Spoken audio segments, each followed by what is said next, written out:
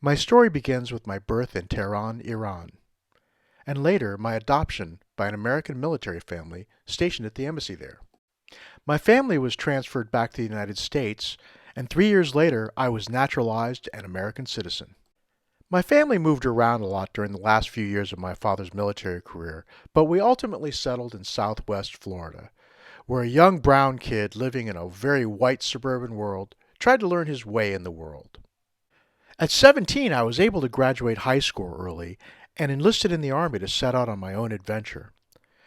I became a Pershing missile crew member stationed in the Federal Republic of Germany during the height of the Cold War.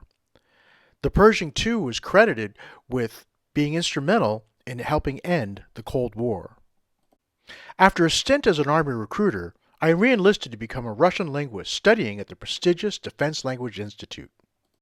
Upon graduation, I volunteered for service in Alaska with the new Light Infantry Division.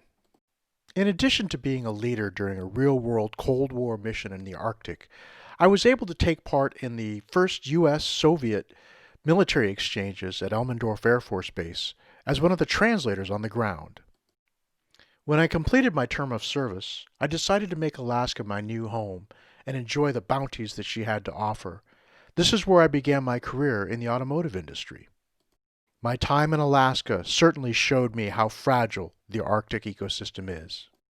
After many years in Alaska, my wife and I moved to San Francisco, where I continued my automotive career. We married in 2002 with thoughts of starting our own family in our beloved city by the bay.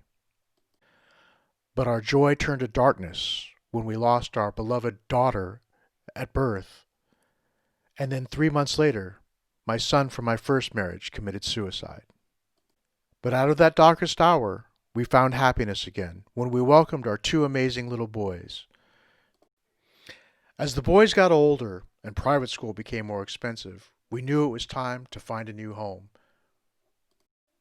We quickly settled into our new life where I became active in scouting, began volunteering at our local elementary school, and taking part in local Democratic Party activities.